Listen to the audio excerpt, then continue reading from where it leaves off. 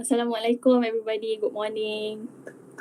We're still waiting for our speaker in a couple of minutes. Thank you.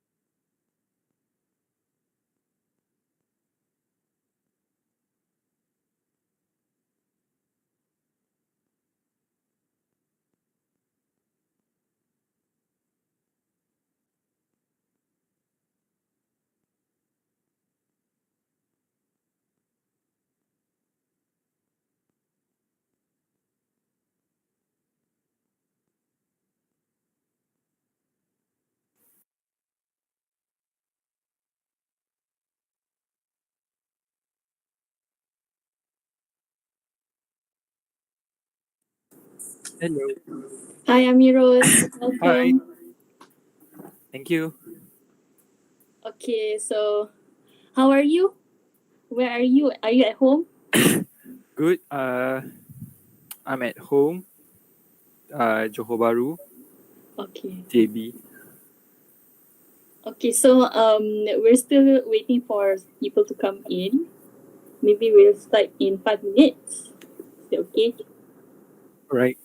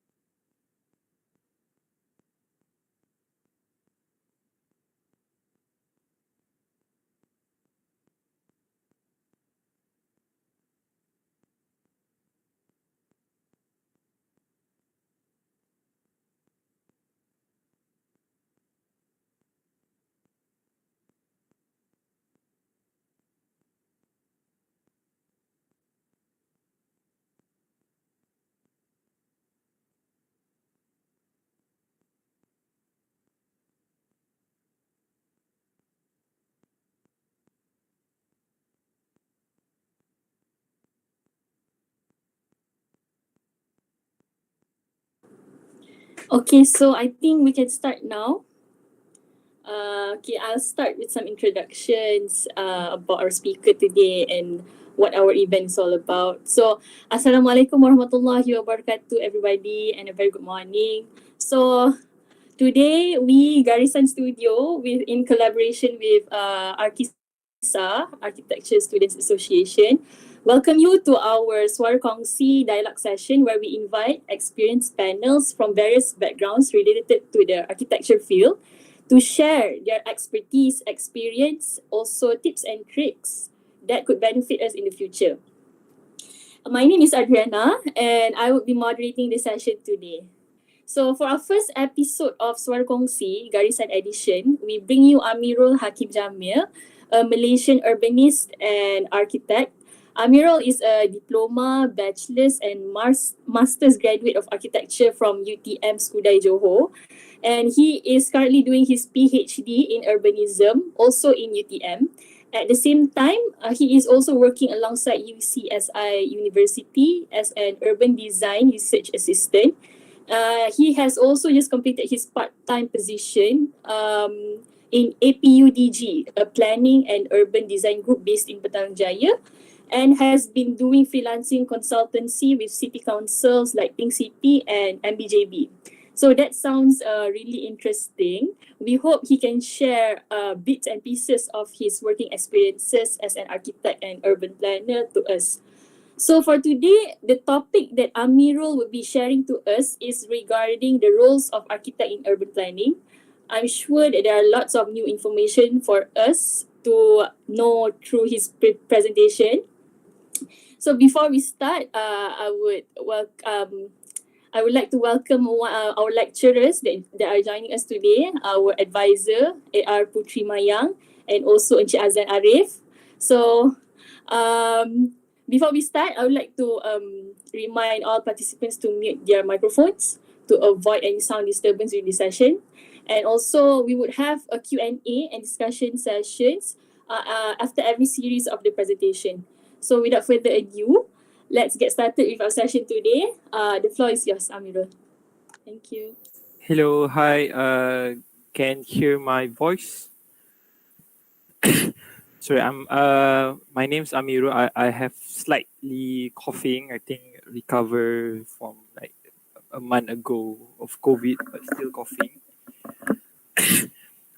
Thank you for inviting. I for me to share my personal insights. I think I'm not sure if I have a good experience, but I think thank you for inviting, especially I think someone that reached me, Shamimi Johari. And thank you, lecturers, for joining the academic staff. I think, yeah, I'm going to share my screen.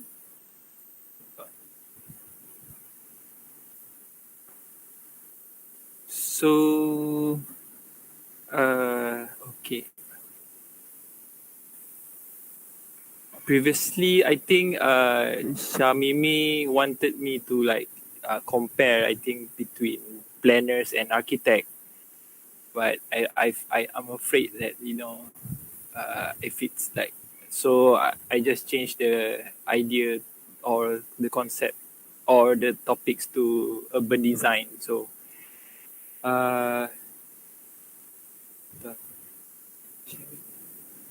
takut kena kecam ke apa, but this is just a little insight ah. Share screen, a window.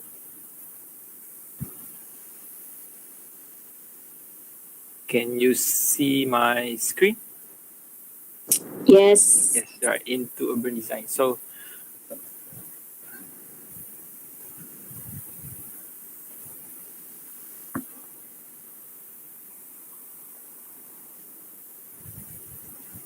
okay.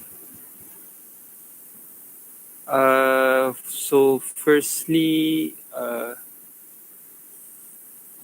I would like to share about the process of making plan. I think, hold on.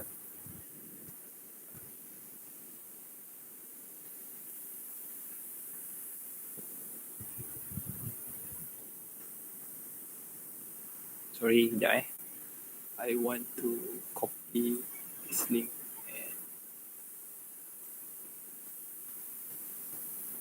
So,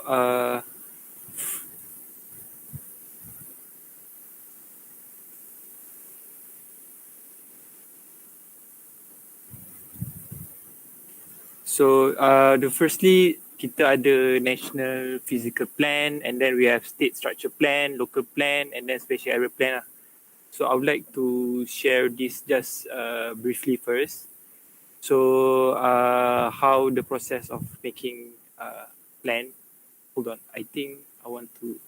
Sorry, I want to actually open another link to my tab.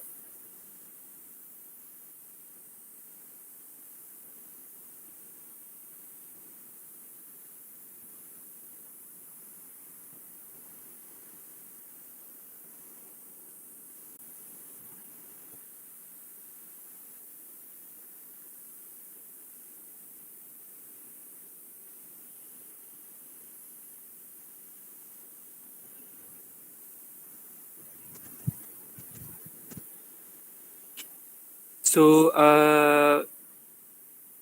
kita ada this kind of plan, and then for example the next one will be Kuala Lumpur. There's Kuala Lumpur structure plans lah. I think now the latest plan will be we want to make a livable city, and then like for example the future Kuala Lumpur structure plan, we have like inclusive. So I want to focus on that one, inclusive diversity. So currently for plan structure to Kuala Lumpur 2040.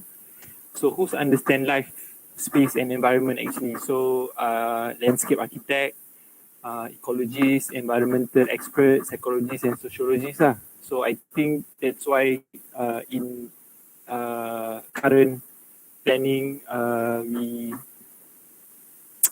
need architects to be involved, or this kind of experts lah.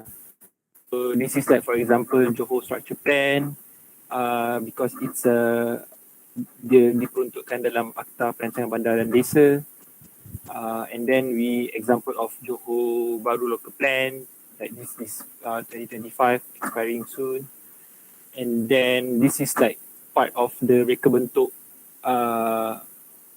utama. This is the reka bentuk part lah. I think this is where the architects or landscape architects involved during making a local plan, because somehow we understand design, we understand line, we understand. I think because mostly planners are involved in producing policies, so guideline. So this is example of special local plan. For example, in alongside of Sungai Skudai, this is like in Johor. So if not, we can't build anything due to there's a Akta Sungai Peparitan. So this is where when there's a special local plan macam rancangan kawasan khas, so we need architect, landscape to actually build something near the river. And then the program, for example, this is like this program publicity penyataan awam. So sematkan, for example, we can reject or we can macam bantah or protest lah. So this is example of people always argue about public participation in the making of draft city plan or local plan lah. So previously macam dia ada peringkat satu for mobilisation, the second part, and then the peringkat 4 ialah pewartaan lah. So we gazette or we cancel that plan. So things I want to highlight is like the problem with we need more. So we need more people to be part of yeah. So now that's why I think I'm involved. I think because of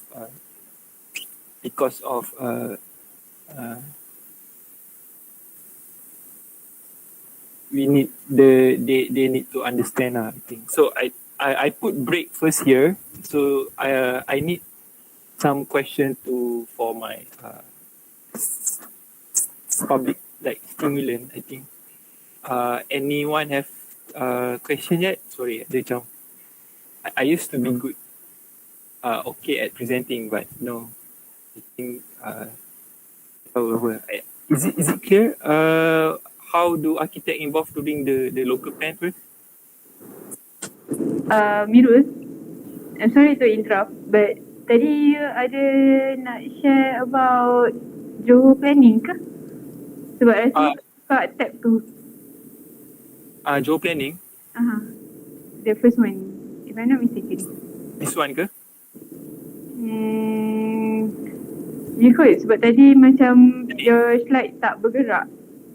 Oh, okay. Okay. I nampak ke? Okay, nampak. So, previously, macam Johor planning, this is example of previous local plan lah. Dekat bahagian reka bentuk utama, reka bentuk previously bahagian reka bentuk dia tak banyak before this. So I think especially during the SDG part, like sustainable development goal, so bahagian reka bentuk ni dia jadi makin banyak. I think local plan tu memang architect and landscape memang kena involve banyak. So we need to create this kind of 3D, we need to create this kind of like for example kalau rancangan kawasan khas, we need more designers to involve local plan. But previously planners tak involve sangat because local plan ni mostly on guidelines, policies, and then especially on land use, like kita nak letak land use apa. So this is I think involve currently kita banyak involve lah. I think architects dah start involve during the planning process. Because I think if I want to share, I think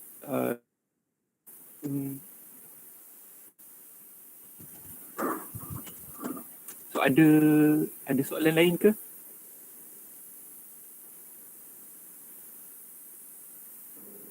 Okay, so we open the floor to any questions. And then I'll continue. I have 30 slides, so dah lagi 20 slide lah. Yeah. So yeah, if anybody has any questions for the first time slides, you can raise up your hand or put it in the chat box.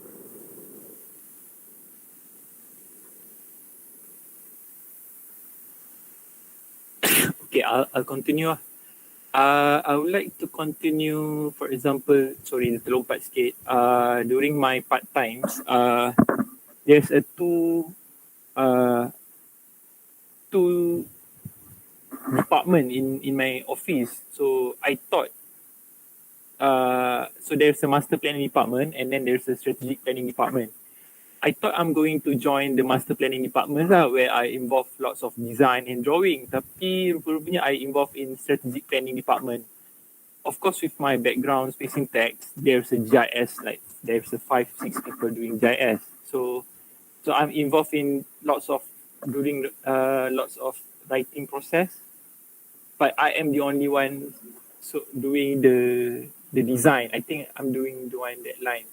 So it's really hard to communicate with planners in the strategic planning department, but it gives me meaningful experience. For example, we convey line as, like we designer, we perceive line as communication, like in linguistic element. There's no text or words need. For example, even, and then during our presentation or crit session, we create and merge meaning with our visual and drawing with our jury and publics lah. So and then during the making of like timesheet or I need to describe one by one the line in words. So dia macam saya dalam department menulis, but of course I have like 4 or 5 years during this PhD time. I always write and do analysis, but it's like and then the department of the creative part, like the master plan department, when there's like 3-4 architects and landscape architects, that one, the department is separated lah. So I think during these times, it started to merge, I think, the design, drawing, and then with the writing analysis, especially in the making process of local plan. Like previously kita boleh just copy mana-mana president studies, then kita just letak dalam local plan. Now kita kena lukis dulu and then kita kena highlightkan area mana dalam 3D so that our local plan tu can boleh tunjukkan kita punya placemaking punya tempat or any intervention or any manifestation of 3D or something like that. So any question and then I'll move to my personal PhD works lah. Mirul. Yep.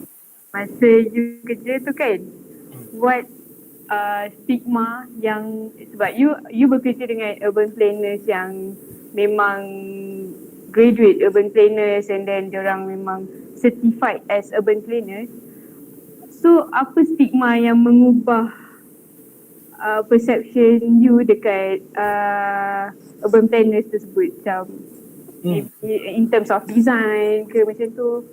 Macam previously when I'm doing my masters in architecture, so I already heavily invested in urban, like architecture in urban. And then if I may quote Prof Suana, like planners ni dia tahu buat 2D je, dia tak nampak 3D. So that time I would like macam rasa macam tak puas hati. I would like harshly critical on them, like basically macam I thought they are not really creative. But I think the stigma firstly baru then I'll know that actually they are lack of for example the authority or the planners lack of have constraint to do design, because actually some people when you're good in writing you're not good in design, but if you're good in design you're not really good in writing. But of course there's people that can do both, I think. So I think this is like the old, like previous school of thoughts, like kita macam nak feel good that we are architects, and then planners pun feel good that we are planners, landscape feel good with planners. So now in the integration current industry, I think we need to work with each other or something like that.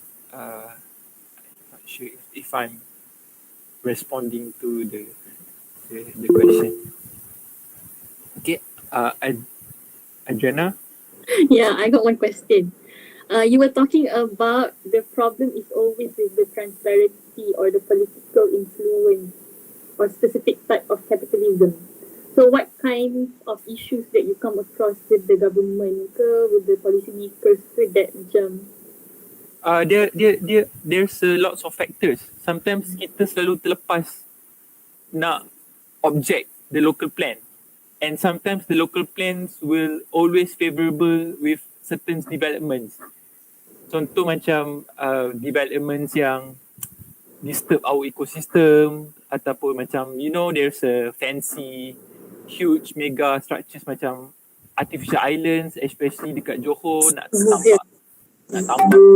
tambak tanah semua or nak buat so dia macam kita nak berkempen, tapi kita berkempen untuk politik, kita bagi 1-2 hari je untuk berkempen. So lots of issue that I want to raise. Actually sometimes the participation of public tu dia terlalu singkat and dia terlalu kecil, and then sometimes dia tak invite NGO. I think especially in DBKL lah. DBKL, I think there's lots of people, the NGO yang try to raise this lah. For example, macam kita tukar gazette tanah tu daripada hutan simpan kepada hutan ataupun development, something like that.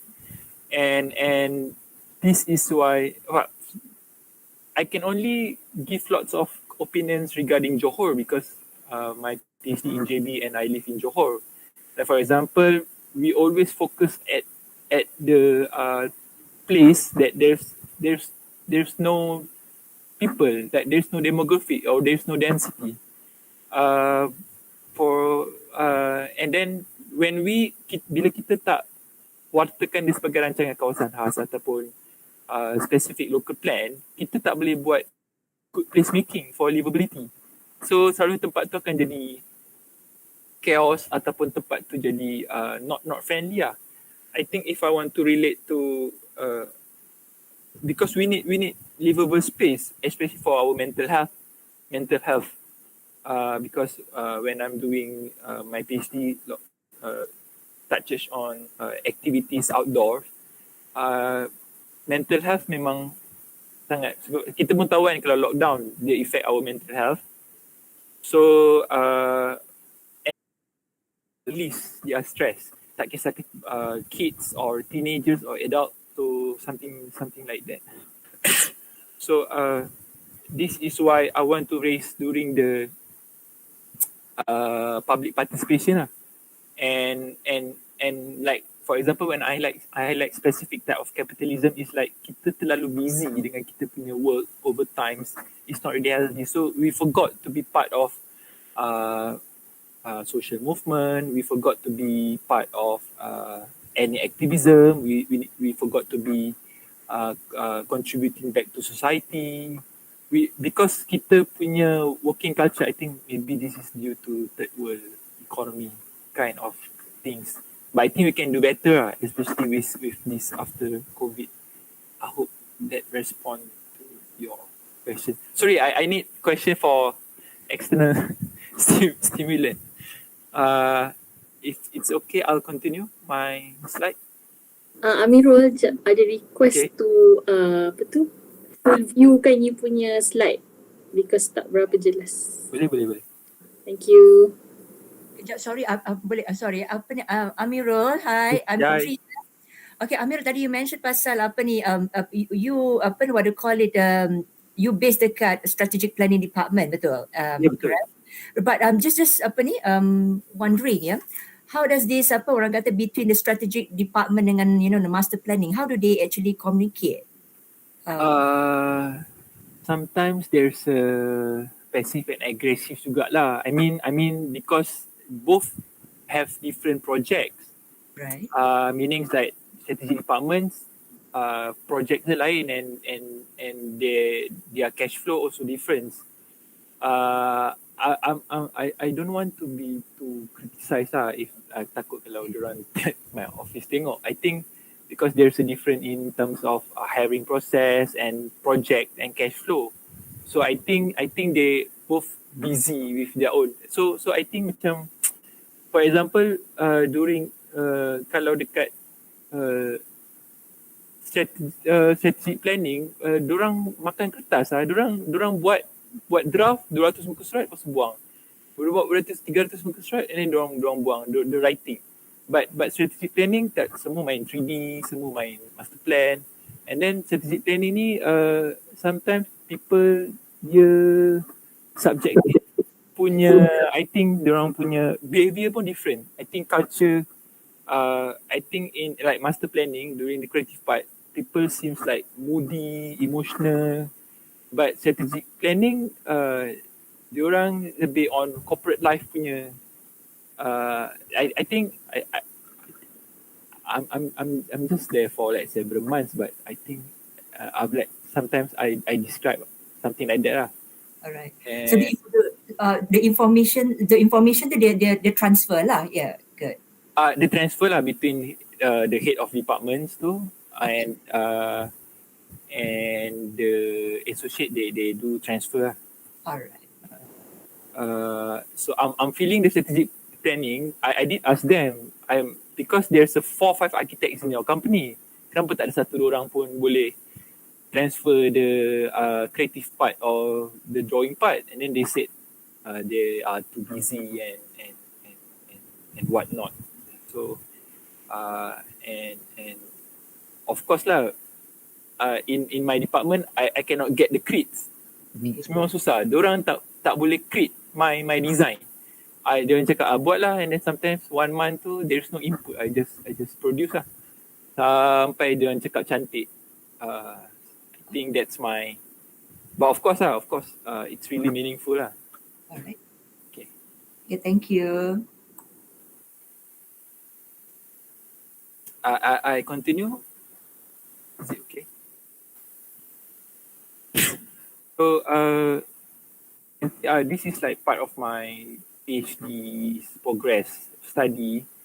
So I study spatial kind of connectivity, and then I correlate with human behavior on street in Johor Bahru, of course with segment analysis. This is with space syntax, and then with visual graph analysis as well to Mirul, yep. sorry to interrupt, okay? Tak apa. Your slide tak bergerak lagi.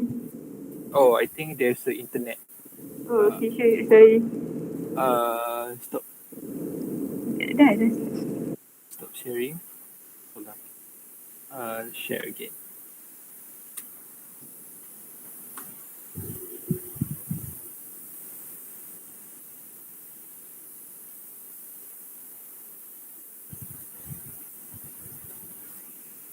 Can see my slide.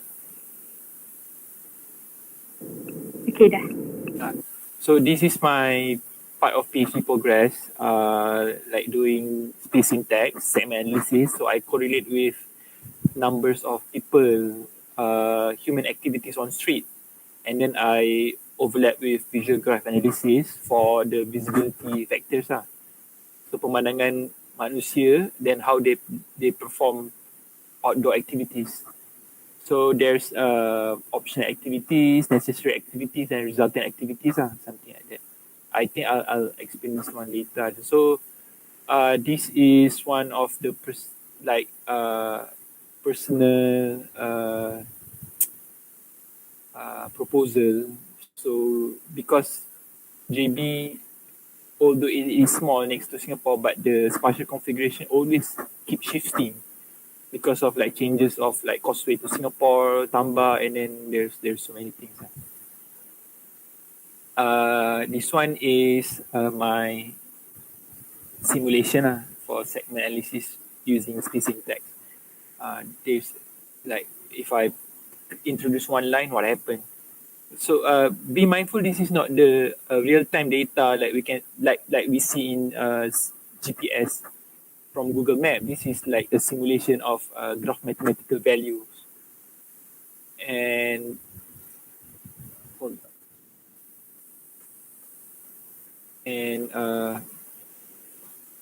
for example, problem statement. This one there's a when we put 2008 when we put the new CIQ custom immigration quarantine Johor, we actually disturbed the whole configuration of Johor city.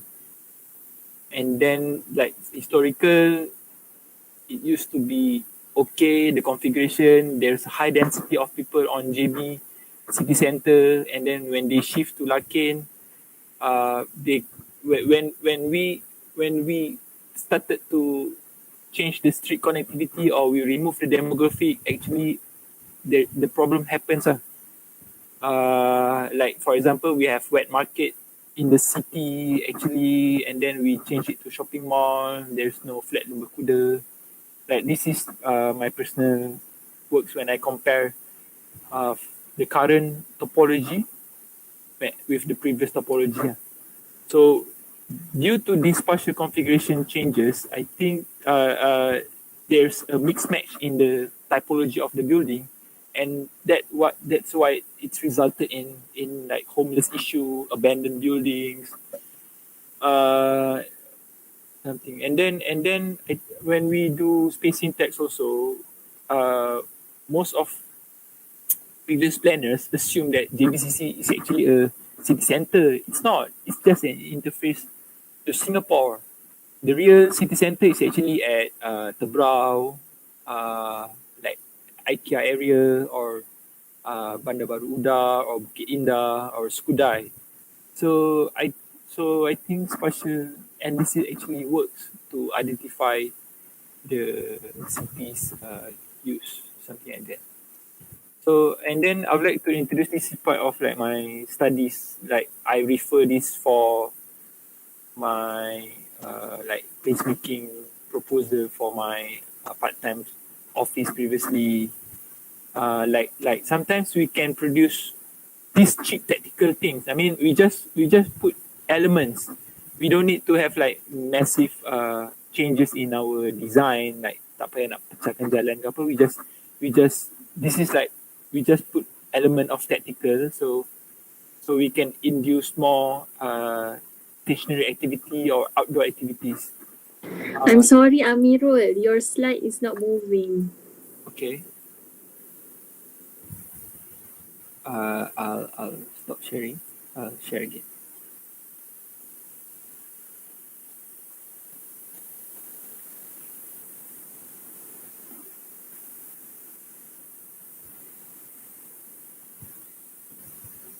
Amirul, Yes, saya. this is from Siwa.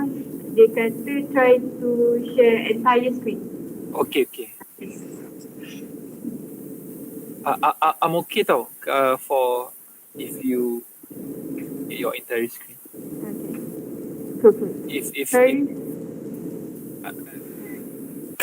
boleh nampak? Study tactical public rearm. Can see? Boleh nampak? Boleh. So this is like, for example, cheap, cost efficient tactical elements that we can introduce to our cities to induce more livability on street, like outdoor activities. This is like, for example, simply put street furnitures, or simply put planter box, or we color the road surface, something like that, and or we change the parklet, the parking space to become a garden space, like road lighting. We don't need a massive constructions, I think, like for. And then example, this one from Urban Design Lab, how do we make livable space? I think KL also does a good job. I think like the River of Life around like Masjid India Street, Kuala Lumpur, when especially when they put shared surface road. I mean, instead of putting asphalt or tar, so we put interlocking pavement so that it will be more friendly for humans. Because previously our spaces are occupied. Dia macam territory, the cars, the private vehicular colonize our road. So that's why I think when we put this one, so kita tahu yang space tu bukan hanya untuk kereta sajalah. Bukan untuk kereta, dia untuk human. So this is example of the latest Sungai Sigit Johor Bahru lah. So I think that is why more architects or more landscape architect involved in our urban spaces lah. And any question before I move to the next one?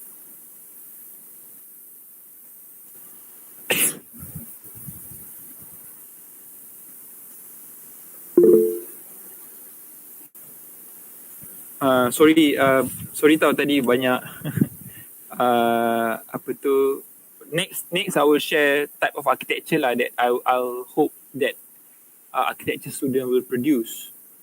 I mean, because now we are at the end of 4th Industrial Revolution, kita dah masuk 5th, and most of our previous law for our planning doesn't really work anymore. Especially we can work anywhere, we can live anywhere, and our political scenes also keep changing. So something like that. And I think previously I always frustrated with our university, with my university, because as kenapa urban architect or architect kalau design urban just dalam boundary je, tak dapat keluar boundary. So I think that's what I would like to suggest to new architects or new students, to always design something urban beyond boundaries, beyond political, beyond economy kind of thing. Next, I will. If anyone have a question on previous studies or my research currently. Yep, maybe. Mimi lagi. Okay, so I think you're studying about space insects dekat area tu. Betul. There's two answer. I think if I want to explain Sungai Segit, dia terlalu panjang proses main Sungai Segit tu. The development of Sungai Segit tu, I think dah, yang the new one is like more than 10 years, 15 years by IRDA. Because like last time, I think Sungai Segit also, kalau semua orang tak tahu, mostly shareholders around JBCC is actually owned by the state, and the state is always linked by the monarchy of Johor, the Sultan, and then part is actually owned by international investors as well. But if I want to explain about the problem with Sungai Segit, like there's a controversy, like 10 years ago, people think that why is it so expensive Sungai Segit? It's like more than 300 millions. Tapi kita tak tahu yang JB previously do not have centralized sewerage treatment plant. Maknanya semua bangunan kena ada personal sewerage treatment plant ataupun septic tank sendiri. Tapi kalau dia overflow, so semua overflow ke Sungai Segit. So that's why Sungai Segit tu sangat tercemar lah dengan sewerage of human waste. And then most of the development of Sungai Segit tu memang kena buat centralized treatment plant. So dia pump semua ke belakang and then dong put all the almost fresh water to the sea as well. And then the state doesn't really have lots of financial support. So IRDA as well. So which space actually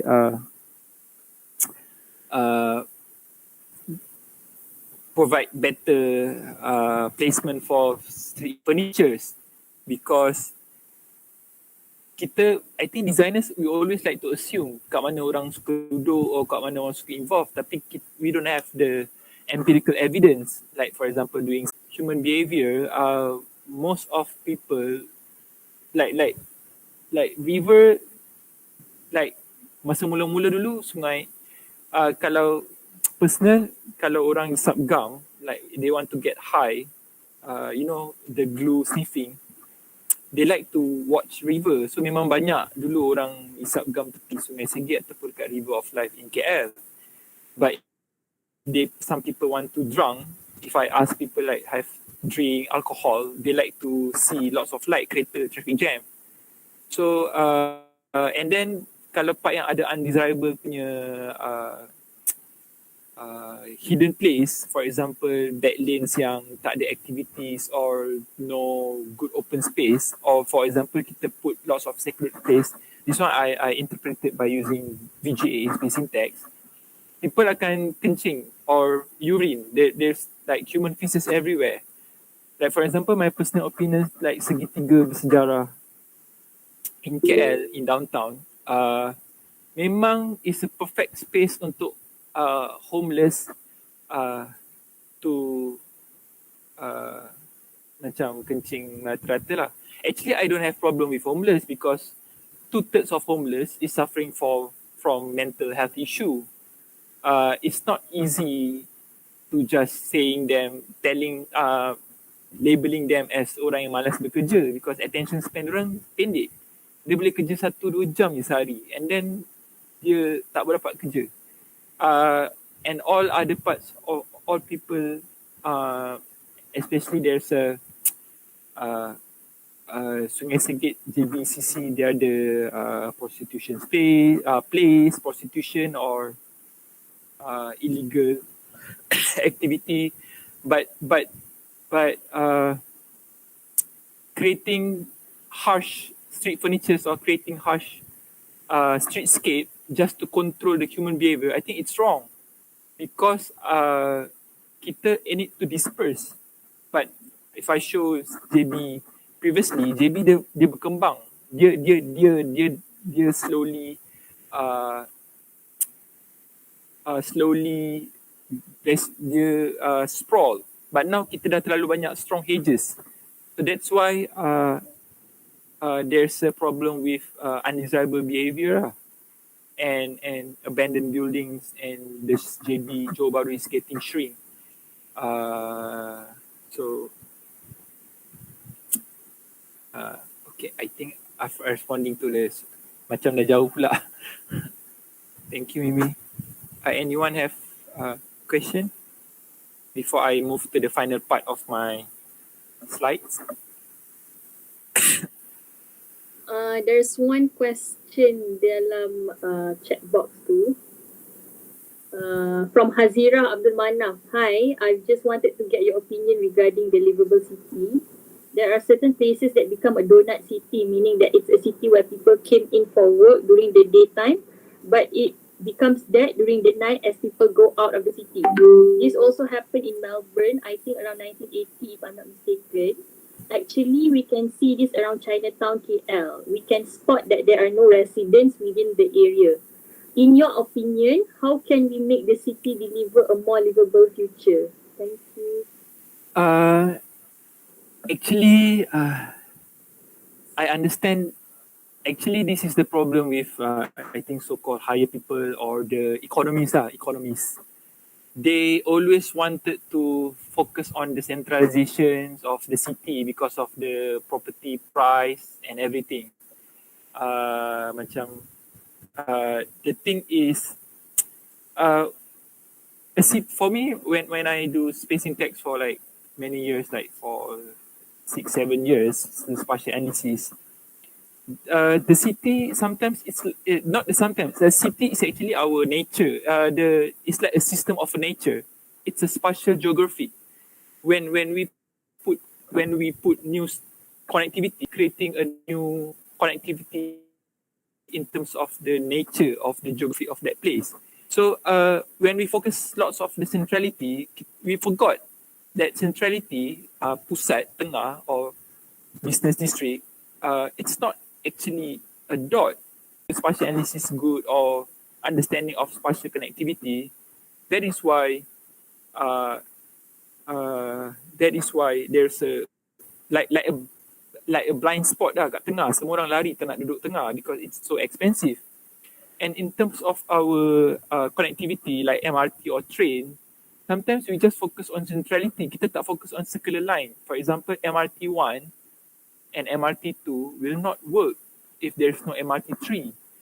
The same goes to our LRT. We are waiting for LRT 3 so that we can circle around from Petaling Jaya to Damansara, as well, like to circulate all around, because KLCC is actually not. Kalau if I my assumption, if I do spacing text for KL dah bukan city center. The real city center is Petaling Jaya because it's in between Shah Alam and KL. Of course, KL is the center of one whole Peninsula Malaysia, and that's why KL dah start ada donut lah. Same goes to JB, of course. Like for example, kita terlalu fokus city center to on JBCC and Larkin. We forgot that we forgot to connect. For example, Skudai is actually on the western part, and then we got Tebrau in the eastern part. Kalau kita drive, just 15 minutes. Tapi kalau kita naik bus, public transport, it takes almost 3 hours because we need to stop at the Larkin Central, and Larkin Central is not a center in terms of spatial configuration, and then we need to get another bus, something like that. So I hope, but I know that in plan, Jabatan Perancangan Bandar is started to adopt big data and spatial analysis for their future local plan. But actually, there's lots of works to do so that we can improve especially the cases of the Donut City. So I think ada question lagi before I move to the next one.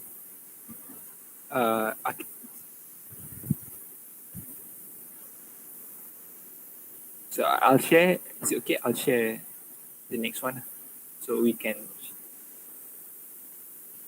So I would like to show example of work that my friends do in UKM. I mean, so he tapped on experiential economy, circular economy, and the connectivity, urban connectivity. So because so he connect buildings from LRT at Damai near UTM KL LRT Damai across the Arklay. So I think I would like to highlight that urban architecture is actually the very last part. We need to focus on what kind of economy we want to tackle, what kind of politics, the narrative of politics that we want to tackle, what kind of communities that we want to represent. Because for example, I know that if we build something like kita boleh buat bangunan ke atas highway ataupun kita boleh buat parasite building attached to LRT station, we can still have corporate entity like government link entity, for example like Prasarana or Plus Highway Plus, so that the operators can. And for example, circular economy as well. Of course, if we build modular buildings or steel buildings, it's actually 3 times higher than, more than 3 times expensive than if we build with our concrete. But the returns of investment, if we can disassemble back the buildings, actually really sustainable, because our city spatial, our city configurations keep shifting. Something like that. And then we have Industry 1.0, Industry 2.0. Now we are at the end of Industry 4.0 because kita dah masuk Industry 5.0, when there's a metaverse, there are alternative currencies like Bitcoins, we have cryptocurrency or NFT, something like that. And then now we can do office everywhere, we can live everywhere. So we actually just need space, and architecture detailing has become less important in urban because we have metaverse now.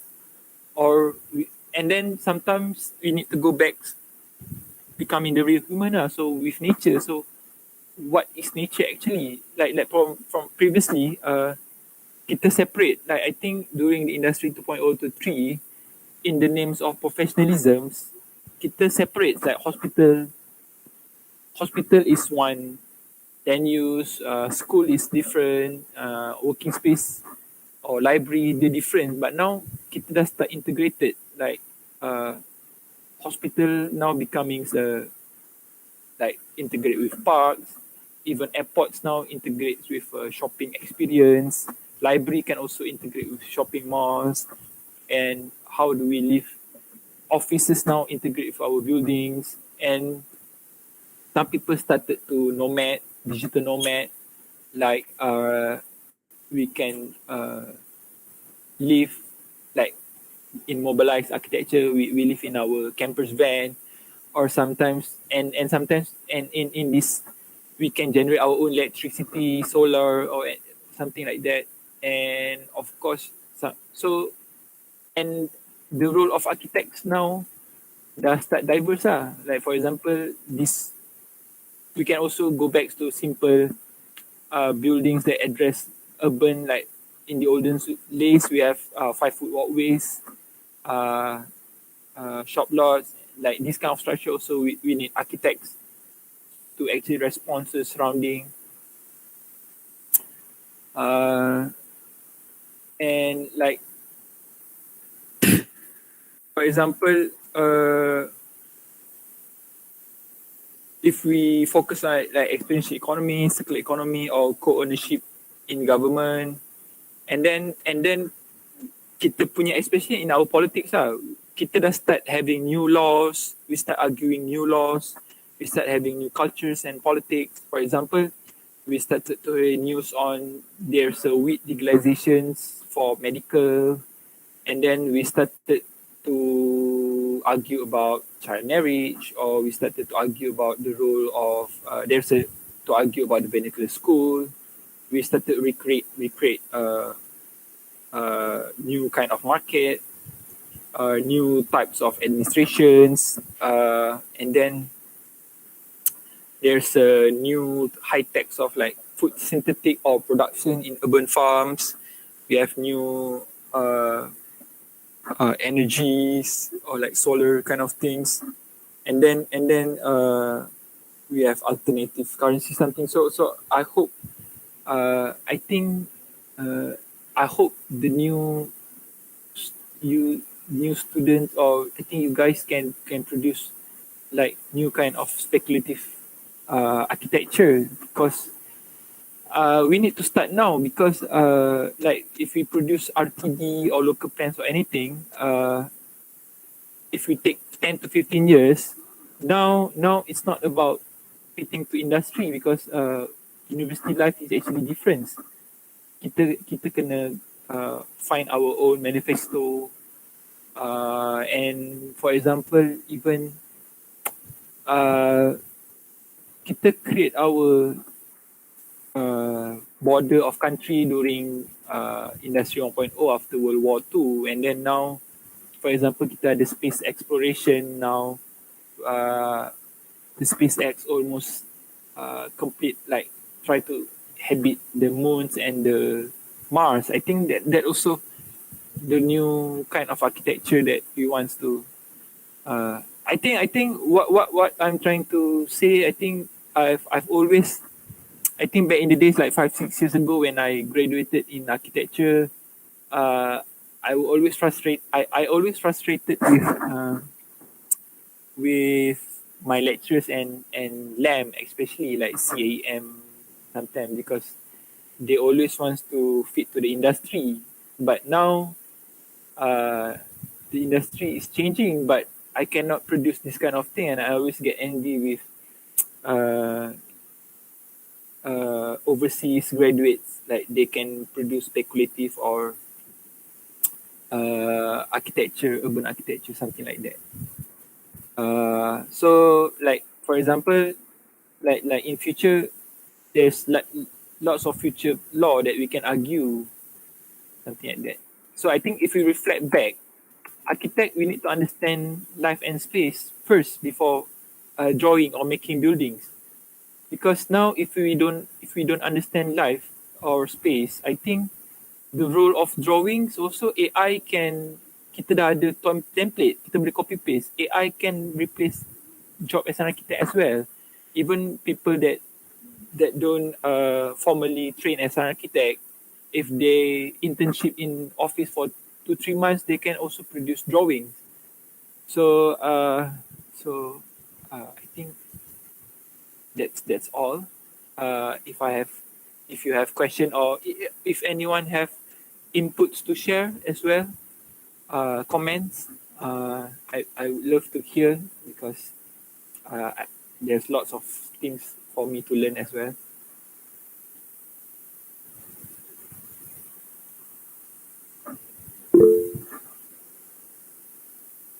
Hi, Shamini. Okay, I actually berminat tentang IR, Industrial Revolution, sebab kita orang baru je discuss about ni.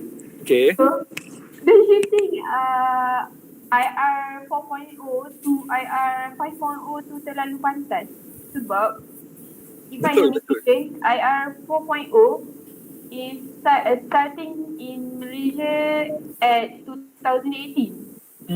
Don't you think benda tu terlalu pantas? sebab yalah kita sebagai millennial and generasi Z, kita senang, kita mudah untuk belajar benda tu. What about boomers?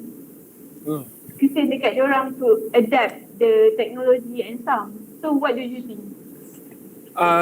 Kalau kita tengok the change of IR 1, 2, 3, 4, like from 1 to 2 is just like 100 years or 50 years, and then after that 50 years, and then 25 years, and then baru kita nak start 4.0, and then kita dah masuk 5, which is alternate universe lah, alternate realities, and kita dah start ada neural link, kita boleh connect our minds to another mind, something like that. That is why I think every revolution, the previous generation tak dapat catch up. That is why dia senang revolt. The new youngsters, dia senang marah dengan previous generation because the previous generation tak dapat nak catch up. So I think integration of all generation is really important lah. And we need to think that I'm seeing industrial revolution is like evolution. Dia macam evolution in humanity. Kita tak boleh sekat. We cannot start the evolution like for example, kita dismiss future generation of being sikit-sikit nak sentap, sikit-sikit nak koyak, nak protest, because the new generation dia terus absorb this kind of thinking. For example, previous generation dia tak boleh think with, you know, this interface, like kita tengok interface ni like UX, UI ni, we think with that interface. Like, so that's another struggle lah. And then when I'm doing space syntax also, every week akan ada new program, code baru. Like I'm doing GIS now, like last time my supervisor teach me using specific software. Now kita dah ada open source softwares yang every week semua orang buat code baru untuk analysis. Even now drawings also semua from remote sensing, satellite kita dah boleh produce drawing. Kita boleh produce drawing from internet je, or daripada OpenStreetMaps. So I think this is the things that I think if we don't slow down, try to breathe in, try to meditate. Of course lah, kita ada meditate macam sembahyang, kita tak increase attention. Now attention humans makin shorter and shorter. So I think it's hard for humans to progress with the industrial revolution lah. For example, like ni kita pun increase attention to listen to my talks yang cakap sangkut-sangkut ni kan. Cakap gagap. So the attention of the attentions also and of course now kita akan start address that mental illness tu is real lah. Mental illness because of abundance of interaction. The problem with the new generation is actually abundance of social interaction. Kita tak sempat nak cool down, kita buka komputer je, kita dah stress dengan issues or masalah manusia lain. Kita dah kadang-kadang 10 orang message kita dalam satu hari. Kita tak sempat breathe in, tak sempat tarik nafas. So like kita tak sempat explore with our sensory. Macam kids, macam of course the elitists ajar anak to explore with their sensory, with their body, suruh diorang discover their mental, emotion. Tapi kalau lower income family, dia dah terus masuk bagi handphone, so settle. So budak tu tak dapat nak explore badan dia terus masuk dalam virtual world. So that's why terkejut lah. I think that is why another problems lah I think happening. I'm not sure dah start jauh lah in relating to I'm trying to make sense lah. Anyone would like to share something ke? Or Yeah, anybody else? Akisa UiTM? Hello, Faik, Assalamualaikum. nama dia Faik. Hi. Hi Faik. Just nak tanya, related, just now you did mention about the IR 4.0 and so on. So for me, I'm not really familiar with the Industrial Revolution punya movement and so on. So how all this information, just now you said about IR cause of the mental illness to this generation. So through all this information, how it important for us as a designer to create the spatial quality ke, or ataupun how we use all the information into our urban design and so on. Spatial quality, the IR, mental illness and everything. I think another part of mental problem is actually, of course, after abundance of social interaction, sometimes overpopulation dalam rumah, or macam adik-beradik ramai sangat, or rumah sempit. Of course, the capitalism disrupt. Of course, we need capitalism, because with capitalism, then our currency have value. But the thing is, we want to distribute equally or distribute properly the hierarchy of wealth, so that people can afford housing. And housing actually the first things that actually create the mental issue sebenarnya. I think the basic necessity part is space. I would like to show or highlight. There's I think some of you recall there's a experiment mouse project, mice project universe. Pernah siapa-siapa dengar ke? There's a humans try to bela tikus 10 ekor, and then dia membiak sampai banyak, sampai tikus tu ada mental issue. Dia project that thank you Abdullah Tani Ahmad Tajuddin. So sampai dia nak project sampai ke 3,000, sampai 2,000 je interaction social tu collapse because of satu dia tak explore outside of the cage, satu lagi dia overpopulation. Dia dah start mak makan anak, dia dah start ada yang tak nak tak nak reproduce lagi, ada yang start there's a harassment between same sex pun ada. Dia dah start mental illness lah dengan among all. So I think urban it's really hard to discuss urban without touching economy, without touching politics, without projecting future, without touching about several types of community yang kita nak fokus. So I think you can focus on which part of that. I'm not sure if I'm making clear. Especially we are now approaching this industrial 5.0 lah. Of course kita dah start banyak revelation and reformation yang kita start riot because of some conservative people or conservative economy. Dia tak nak changes of politics or changes of economy terlalu cepat, because it will disrupt everything. Contohnya dia tak nak renewable energy, because nanti business of oil and gas and akan terjejas, something like that. And of course kalau kita tengok sekarang people memang dah lagi highlight lah, like this kind of donut things, like because people started to digital nomad and working everywhere. Now city center dah semakin kurang lah. I'm not sure if I'm really responding, or ke nak enhance sekali lagi soalan ke Pak Ik? I think it's okay. Let's answer certain of my question lah. Thank you. Alright, Abdullah Tani Azrini. Assalamualaikum. Salam.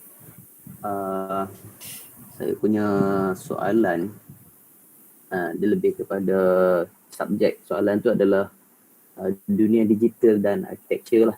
Okay. Boleh bahasa Melayu boleh kan? Boleh bahasa Melayu boleh. Okay. So whatever IR yang akan datang selepas ini, dia berkait dengan digital world lah, iaitu dunia big data dan sebagainya. Kemudian projection of the architectural industry sendiri pun dia dah ke arah usage of data. Previously kita ada computer aided design, Okay. but nowadays kita akan ada algorithmic aided design.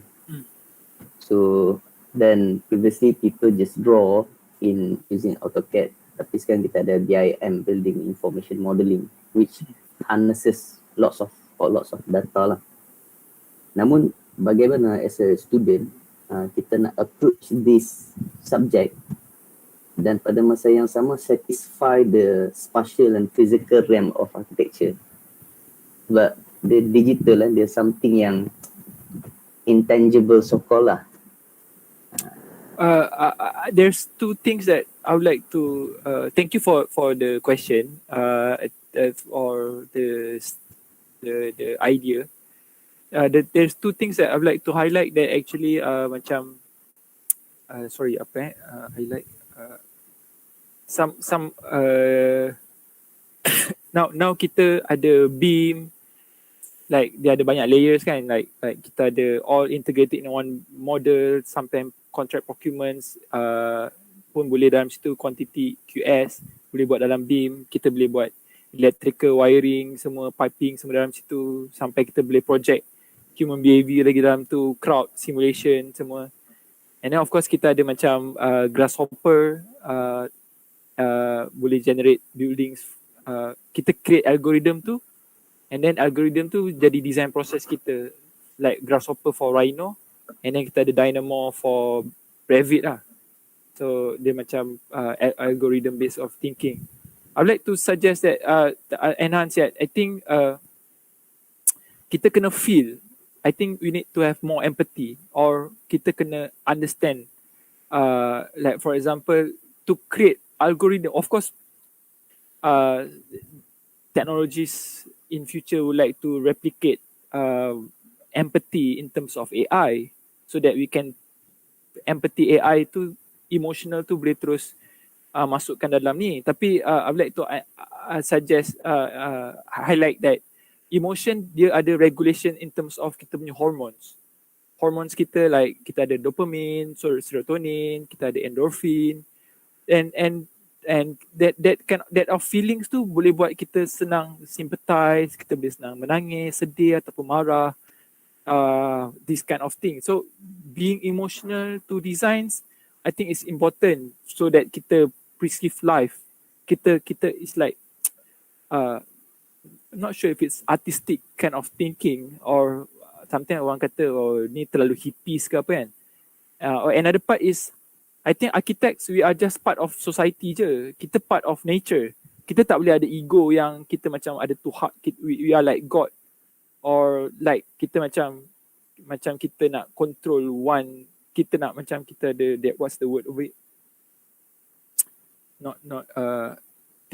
kita tak nak dictate the culture, or kita nak dictate sorry, there's a philosophical word of it. Dia macam kita macam nak control, because kita just one of the many stories, or one of the fabric of the society of our geography. So that two part lah. I think kita just focus on part of economy or scopes, or community yang kita nak represent, and at the same time we need to be more empathy, because being empathy pun, being human, I think education kita pun dah lack of being humans, because kita dekat sekolah, kita punya education pun dah lambat tertinggal. Kita tak start ada empathy kat sekolah. Kita terus kejar nak dapat grade, because harsh lah, good grades dapat good scholarship. But of course, in private school or elite school, they help human kids to develop this kind of thing. And of course, like in terms of mental kind of things like emotion, uh, we need to sometimes try to express our emotion, trying to understand, because kita ada banyak emotion yang susah nak reverse because of harsh childhood. Ada yang like bipolar, kita ada orang yang ada BPD, kita ada orang yang ada major depressive disorder, yang depressed, kita ada orang yang autism, something like this kind of thing. Sometimes dia tak ada tempat untuk urban architecture to represent them. And of course kita ada minority kind of peoples yang have different like kind of complexity. So this is the things that I think as an architect, we need to understand them, a part of this kind of IR industry, that we are now heading towards IR 5.0, which is another universe kind of things. And if we think back now, kita dah start nak habit moon dengan Mars. Kita sebenarnya is just one humanity je. Kita just separated by, of course, religion and culture lah. And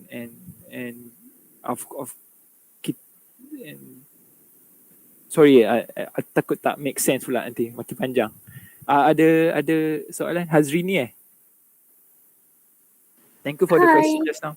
Hi, Amirul. Hi. My name is Azrini. I have two questions to ask. Okay, first one, you mentioned about the speculative design to be mulakan.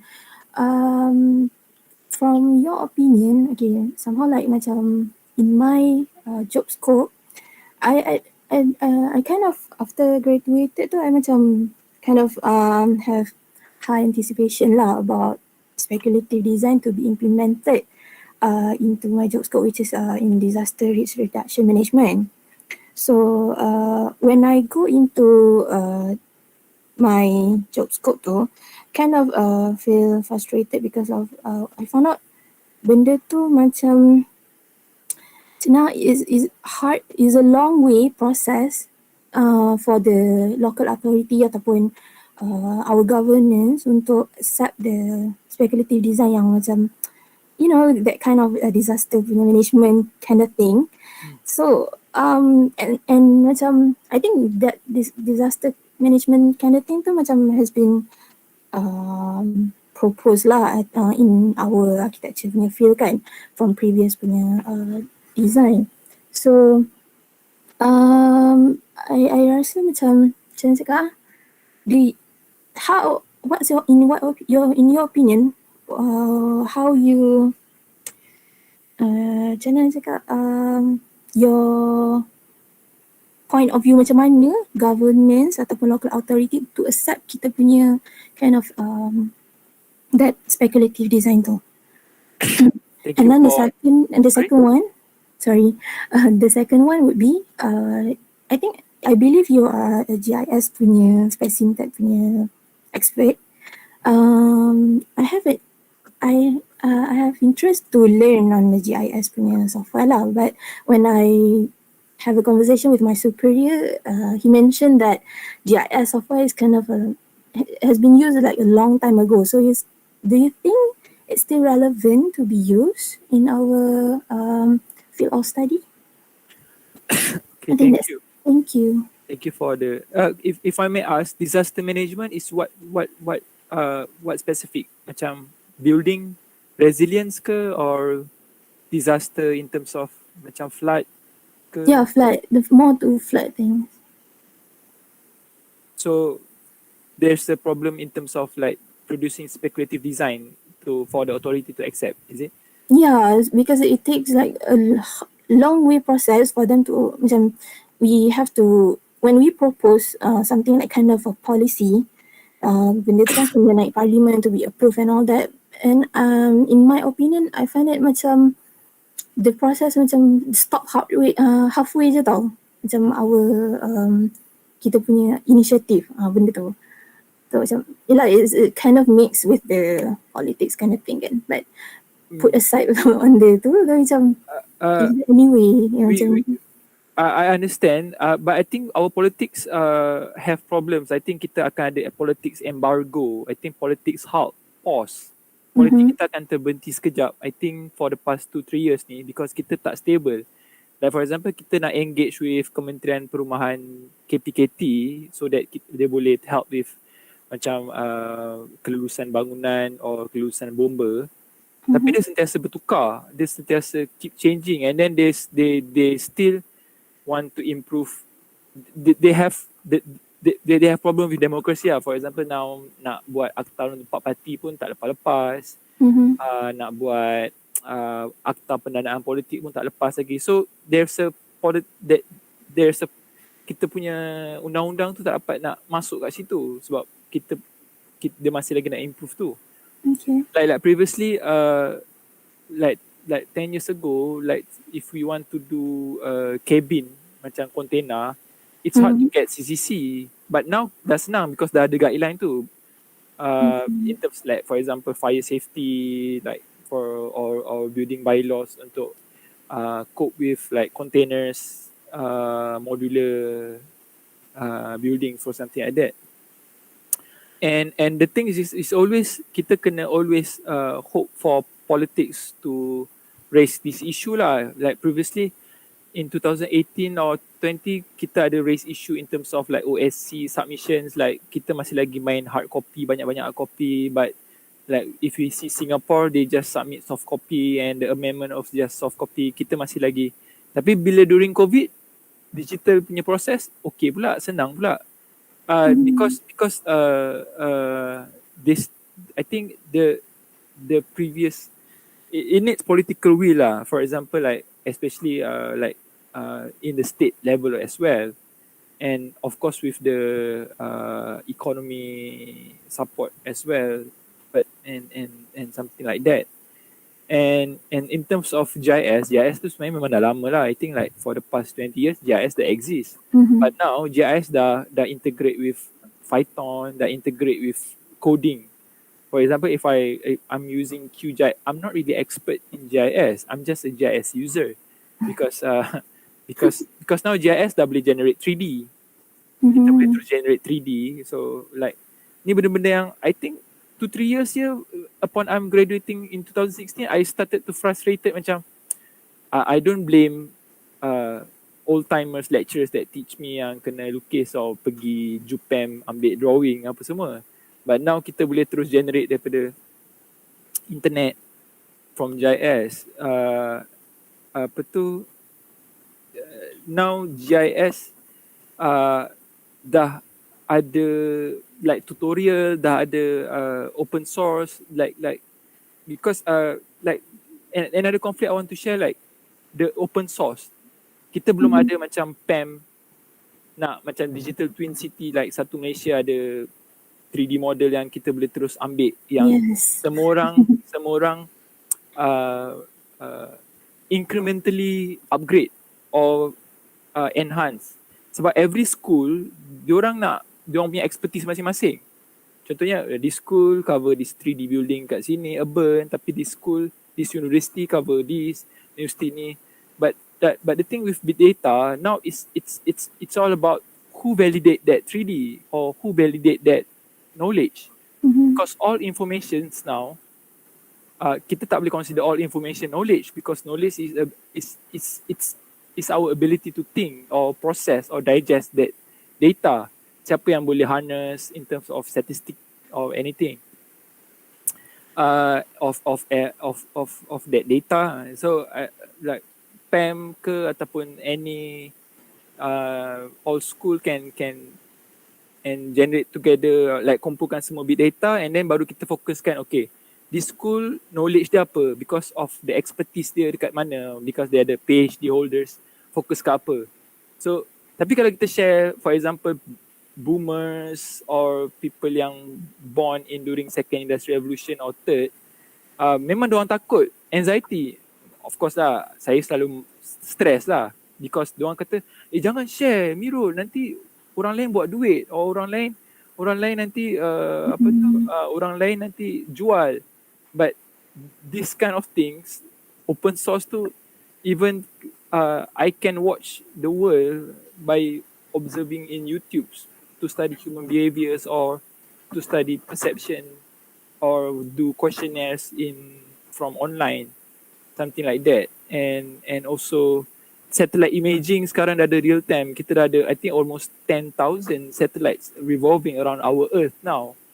And now internet sekarang, like Starlink from SpaceX sekarang, dekat internet, dekat kapal terbang kita dah ada high speed internet. Dah tak ada tempat yang tak cover internet. And in term of speculative tu, there's two type of speculatives. Sometimes kita extrapolate from statistical data and kita remove lah any like problem p-value accepted ke tak, and then there's dia punya exponential dia. Ataupun another kind of thing is like antithesis pun another branch juga. Contoh Earth is flat. Okay, what is your reasoning untuk argue bumi ni rata? Another antithesis, tapi the method of arguing the antithesis is also a knowledge, because the ability to recreate meanings based on info that we created from scratch, something like that. The antithesis part also speculative. Contoh kita bayangkan like negara kita ni politik terus tukar, or tiba-tiba kita tukar kerakyatan, or tiba-tiba merge country dengan lain, or something like that. So I really hope but of course some requirements need to be addressed in terms of part 2 requirements, like contract procurement kind of management of building kind of things. Like I think or the technical part of like becoming and graduate part 2 architects. Anything you want to add? No, nothing. Thank you for answering my questions. There's another question from the chat box. Hi, Shudu here. Just one curious question. How do you think we as people in Malaysia can adapt with IR 4.0, smart city initiatives, low carbon cities in this COVID-19 situation?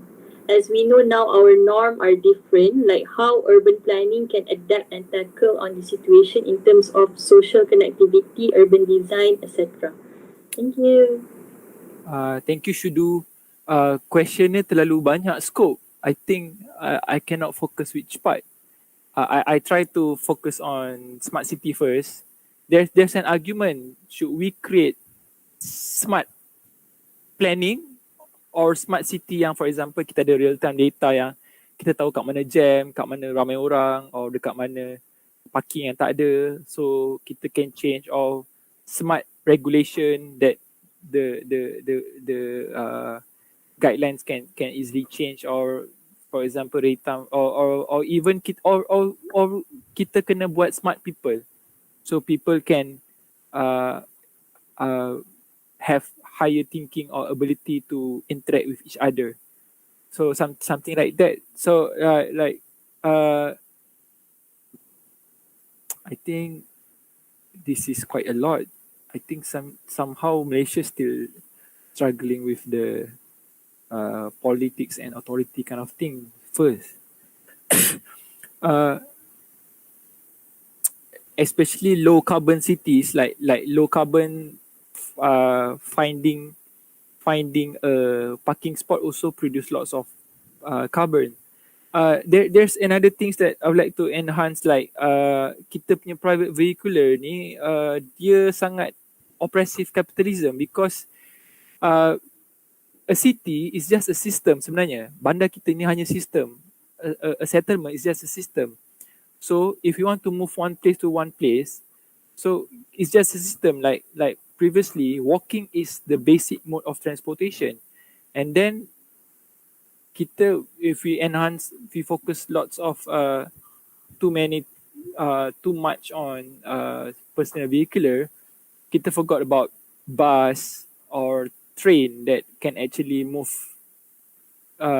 people around for economic and social, and the things with oppressive capitalism in terms of private vehicular is like semua orang boleh jual kereta or dia jadi some kind of status. And for example, tapi jalan tu tak ada jalan yang T20 punya jalan or M40 punya jalan or B40 punya jalan. So it's really hard to shift sebab kita kena like need new laws. Like for example, Malaysia kita tak ada lagi undang-undang yang kita boleh scrap or kita need to scrap our old cars sebab kereta kita berlambak-lambak banyak. It's too much cars, like we still using 30 years old car, 40 years old car that produce carbon. If Singapore, we cannot exceed more than 20 years of using cars. So and then COVID-19 pun another one part lah. The punya norms different. So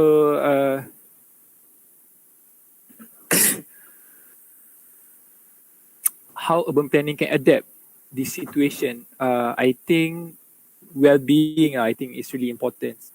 I think well-being also, like the necessities of having housing is really important, and public spaces lah. Like for example, last time kita separated public space macam taman, green parks dengan our private land. But now of boundary lands. But now kita dah integrate sungai kita as part of green area juga, or kita punya streetscapes on it. Like last time kita ada golf, besar sangat golf. Tapi now kita dah integrate, we can walk around cities. That sebelum ni kita kena jogging kat taman, but now kita boleh jogging kat housing area. Like of course connectivity, there's a like kalau I nak touch about gated communities is also problematic lah, when people started to lose face in terms of crimes of or the local police. Like so now kita dah start integrate urban design, the livability of space. So well-being is really important lah for our urban design, because if not, kita, I think dia akan create mental health problem to everyone. And of course, mental health for everyone, bila problems, kita dah start tak boleh prosper lah as a country with our economy. So I'm trying to relate to the question actually, is about banyak sangat point. So I hope I'm answering. Should do. Thank you. If anyone have comments or inputs.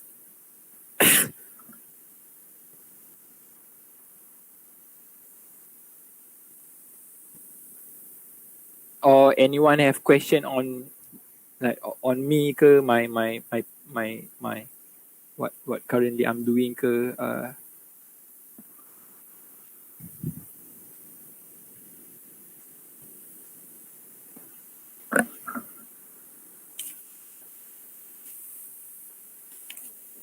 Okay, so do we have any more questions?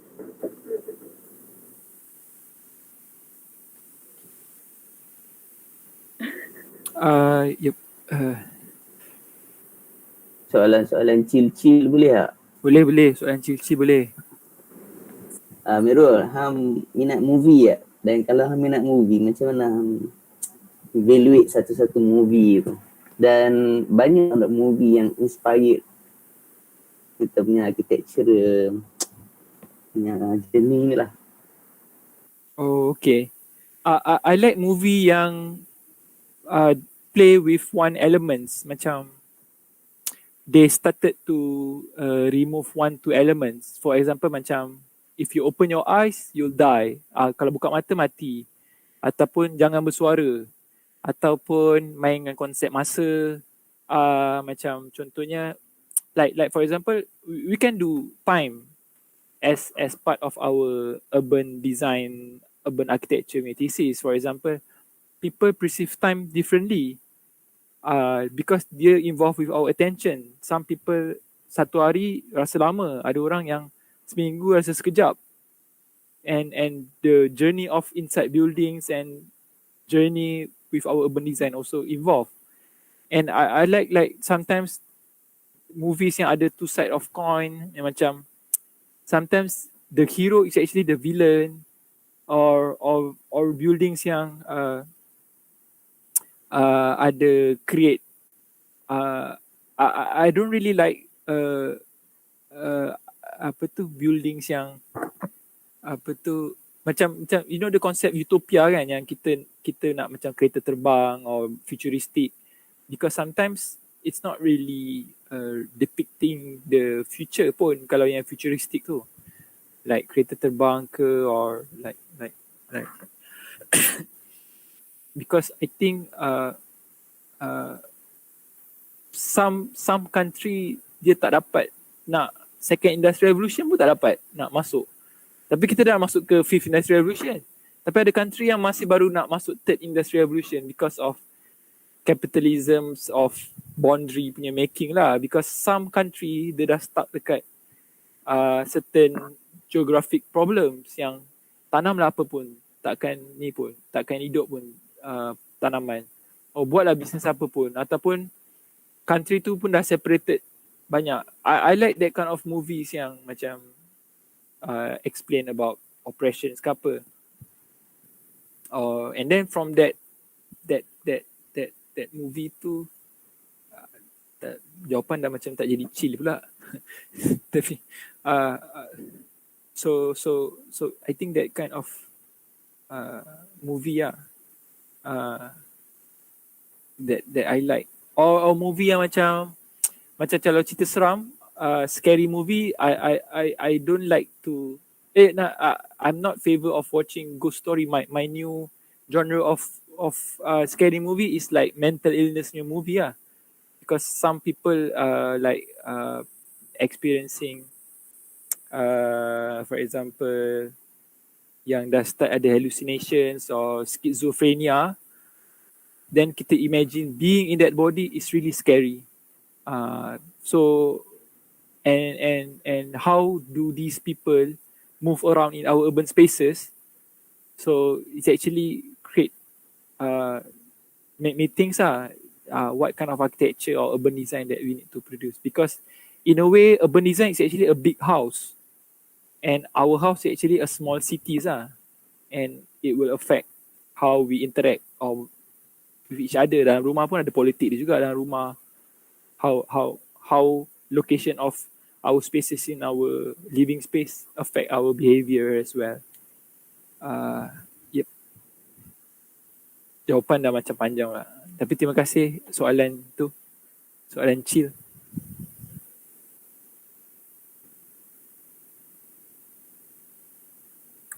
I hope I can make a meaningful conversation because I think if I reflect to the question, I think the next day I will think about this kind of conversation today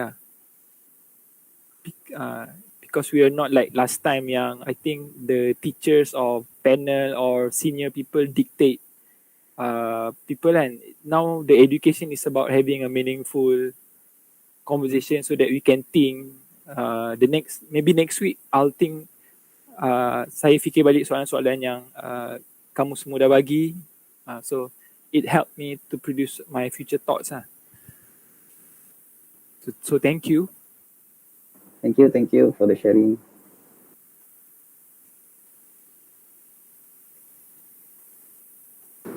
All right, thank you Amirul for your presentation and your sharings and explanations. I'm sure all of us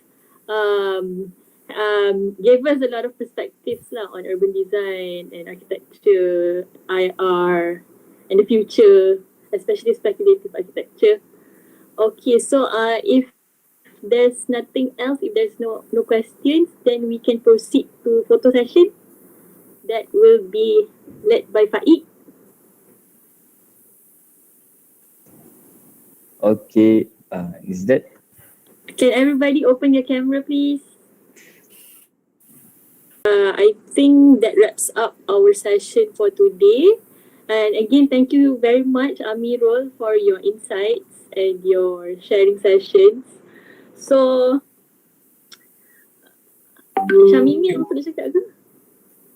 Thank you for inviting. I'm not sure. Yeah, pretty much any. I think before you become architects or any professionals, you need to become people first. I think that's very important, because I think when people, of course, we are human beings, yeah. But I guess that apa yang you have your empathy, your values, you understand the two sides of story, not just looking, not being biased and stuff like that, understand the perspective of everything. In fact, kalau you tengok sekarang news pun macam-macam, ya, Betul. the latest one, whatever yang apa ni, Sam, right? It's still about prosecute balik, that. So macam-macam story. So I think in a way that when we do things, we have to evaluate, the different kind of stories. I mean, different sides of things, and understand different perspective before we jump into conclusion lah. Yeah. So anyway, thank you so much for joining us today, and alhamdulillah lah, I think everybody orang kata it was a very good session. Thank you very much. Okay. Right. Thank you, architect, for joining. Right. So I think that's all. Thank you. If anything, can contact me or email me. Okay, sure. So thank you, Madam, Amirul Hakim, and everybody. So we'll see you in the next session ke, anytime soon. Okay. So Assalamualaikum. Alright, salam.